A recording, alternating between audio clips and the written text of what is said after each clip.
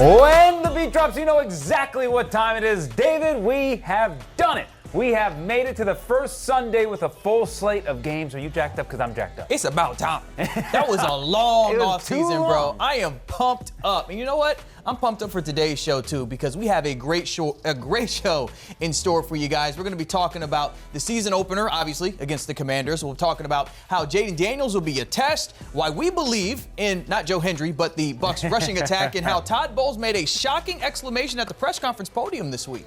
So let's get started. This is the 10 and 10, the 10 most important things you need to know entering the tilt against Washington. Tampa Bay has won 5 of its last 7 home openers, and they're looking to earn some franchise history today because the Bucs are hoping to win their 4th straight game to begin the season. Washington leads the all-time series against the Bucs 13-12, with the last Tampa Bay win coming in the playoffs nearly 4 years ago. The last time Tampa Bay beat Washington inside Ray J was all the way back in 2007. The Bucs won 19-13 thanks to 6 turnovers forced by the defense. 4 came in the first half. The offense was brutal. They had no first downs in the second half. Baker better do better than Brad Gronkowski, David. Well, if history is going to repeat itself, Evan, Kyle Trask actually needs to be ready to go.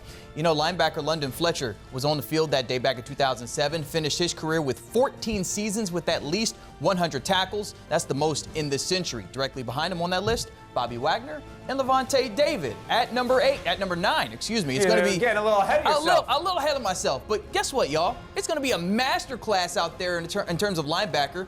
David is back for his 13th season. Wagner is back for his 13th season, and those two are buddies. These two lead the league in career tackles among active players. Wagner has more combined tackles and interceptions than Lavonte, but the Buc has more sacks, forced fumbles, and fumble recoveries. At number 8, for real this time, yep, there he is. Wagner is part of this new-look Washington franchise. It feels like this team is watching a little too much college football because it feels like they scouted the transfer portal, Evan. Besides a completely new coaching staff, the squad is replacing more than half of its starters. Some of those spots were filled in by veterans like Wagner, Frankie Louvu, and Zach Ertz, just to name a few. But the team will also have a few rookies out there, Evan, including the 2nd overall pick in the 2024 draft. That's right. At number 7, we got to talk about quarterbacks, Jaden Daniels, and we also have a pair of Heisman Award winners once you count Baker Mayfield taking the trophy back in 2017. Here's the thing about Daniels. He had the 5th best QBR against the Blitz last year in college, and we know Todd Bowles is going to send a bunch of bodies to the rookie in his first start. Now, there's a difference between college and the pros, but still, this man ran for more than 1,100 yards last year. He is dangerous. Seems like a great time to bring in James Yarko for our Locked On Bucs burning question of the week. James, rookies to start a season opener in the NFL. 16, 35, and 1. How do the Buccaneers make sure they're on the 65% portion of that statistic? So you take a look at what Bowles likes to do and what the Bucs are capable of doing at this stage. Bowles loves to bring pressure from a lot of different angles. He likes to really mix things up and make his defense look one way and execute another.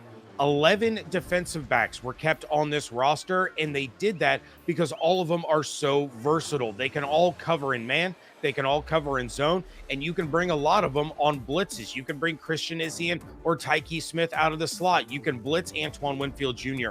You can blitz Jordan Whitehead. You can do all of these different things. So now Todd Bowles can put together a set of packages to really give Jaden Daniels looks that he hasn't seen before and do what he doesn't expect Todd Bowles to do with that defense. The strategic placement of those defensive backs to give one look and do something completely different is really where I think this Buccaneers defense is going to be able to gain an advantage over a dual threat like Jaden Daniels in his first NFL start. Speed up that internal clock, get that pressure early, and really just try to confuse the heck out of the rookie. Thank you so much, James. You know, Rashad White might have a little insight on Jaden Daniels as well. White played with him at Arizona State, and I would tell you this right now, Rashad, you better have more rushing yards than JD, okay? Just let's get that out there. Now, number 6, the Bucs rushing attack should be much better this year. Tampa Bay ranked dead last in rushing yards per game in each of the last 2 seasons. Now, adding a rookie like Graham Barton at center is going to help immensely. You factor in Liam Cohen's new offense, the amount of motions we're going to see there. There's plenty of reasons to be optimistic about this unit. Also, Washington ranked 27th in rush defense last year, although, as we mentioned, there have been lots of changes. Yeah, they hit that portal hard. At number 5, let's talk about Todd Bowles for a second, David, because, and I say this with all due respect, sure. Great guy, great coach, but his press conferences are not usually appointment television. No, they're not, and that's pretty fair to say. I was in the room for his availability on Wednesday. It was a normal day, everybody chilling, right? But then something changed. Another media member asked how he feels about season openers, as a usually stoic guy. It's exciting!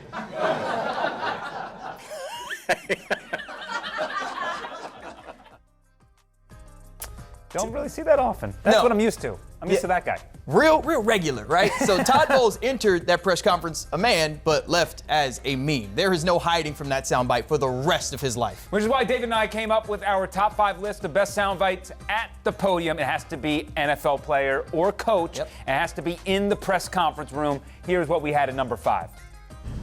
It's my team. It's my quarterback.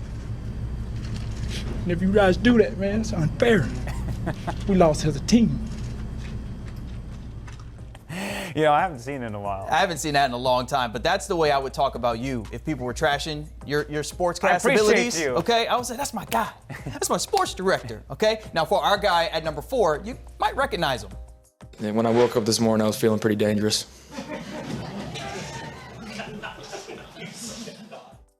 The eyebrows going up. Fun tidbit from that. Baker Mayfield had that glorious soundbite after beating a Dan Quinn-led defense. All right, number 3. Hello? You play to win the game. You don't play to just play it. He's speaking facts. He is speaking facts. We miss Herm Edwards on the sidelines, by the way. Fun fact about him, he helped bring Jaden Daniels and Rashad White to Arizona State when he was the head coach. Here's number 2. The Bears are who we thought they were. And that's why we took the damn field. Now, if you want to crown them, then crown their But they are who we thought they were. And we let them off the hook. See, Todd Bowles stole the banging of the podium. The late, great Denny Green provided an all-timer after that Monday night loss to the Bears in 2006. A star pupil in the coaching tree, Tony Dungy, by the way. Finally, at number 1, this man provided 2 gems. We couldn't do diddly poo offensively. We couldn't make a first down. We couldn't run the ball. We didn't try to run the ball. We couldn't complete a pass. Playoffs? Don't talk about it. Playoffs? You kidding me? Playoffs? I just hope we can win a game. Speaking of Tony Dungy, he replaced Jim Mora in Indianapolis. Also, fun fact, Mora never won a playoff game. 0-6. Over. Todd Bowles won't be as iconic as all the ones that we mentioned right there, but that one's a pretty good one from a monotone man. And number 4, whatever Bowles has cooking in that locker room is working. I don't know about you, David, but training camp was boring in the best way possible. Yeah, I think so. Besides the whole, Randy Gregory thing, he didn't show up. Well, that never affected the players. This group has looked and sounded like a veteran bunch who has been there and done that. Maybe it helps Tampa Bay is now the 2nd youngest team in the league. This is the closest group I've ever been a part of, and that goes back to college days too. And that's pretty special and extremely rare, to be honest with you. You got to be able to go out and execute, and we have the group that's that focused. We have the group that's not going to take it for granted. At number 3, we're not ready to do a whole sideline segment yet, but there are a few injuries to keep tabs on. Logan Hall has been hobbled with a foot issue, plus Kalijah Cansey was added to the injury report on Friday with a calf issue. Ernest Brown was placed on the IR this week, so we won't see him until week 5 at the earliest. The Bucs plucked Ben Steele off the practice squad, but that defensive line, Stille? Stille, it's like Ben Stiller, but Stille. I've just missed the R, right? Okay, so this defensive line, banged up group. We haven't even kicked off the first game yet. At number 2, it's a homecoming for a pair of Washington players. Dante Fowler Jr., the highest drafted pick out of the Tampa Bay area, will play his first game with the Commanders. The Lakewood product and former Gator went 3rd overall in 2015. Also, rookie Johnny Newton out of Clearwater Central Catholic. He is in town, although he is doubtful to suit up for this contest. Stat number 1, let's talk about some former Bucs first. A good luck to the GOAT Tom Brady, who will broadcast his first game in Cleveland today as the Browns take on the Broncos. Also, I found it interesting, David, that Devin White didn't make the trip to Brazil with the Eagles. Yes, he is nursing an ankle injury, but reports indicate he didn't win the starting job out of camp, and Philly was actually shopping him before the start of the season. As for what's on tap at 10 Tampa Bay, light week 1 for us, but we do have the other Florida teams on our air as Jacksonville heads to Miami at 1 o'clock. With gambling now legal in Florida, David and I will provide our parlays of the week. Baker Mayfield over on touchdowns, Jaden Daniels over on rushing yards, and Jalen McMillan over on receptions. That's what I got. What about you, David? So I'm taking all overs in this game. Chase McLaughlin over 1.5 field goals, Rashad White over 2.5 catches, or 3.5 catches, and then Baker Mayfield over 1.5 touchdown passes. As for my pick of the game, all right, we got this competition going on as well. Here we go. I'm going with the Buccaneers. This is going to be a tough battle. I expect Washington to improve mightily this season, but there are just too many pieces for them to gel in week 1 in my eyes. I got this one 23-20 Buccaneers. I think the Bucs will win, start 1-0 for the 4th straight season. That'll be a good look. I think a score in the 4th quarter puts this one away from Washington. Final score 28-16. All right, so we got this one being close, and that's going to do it for us on the Blitz. Enjoy the home opener, everyone. All right, we're stoked. I know you are too. That's David Schiele. I'm Evan Closky. This is the Blitz. We will see you same time, same place next week.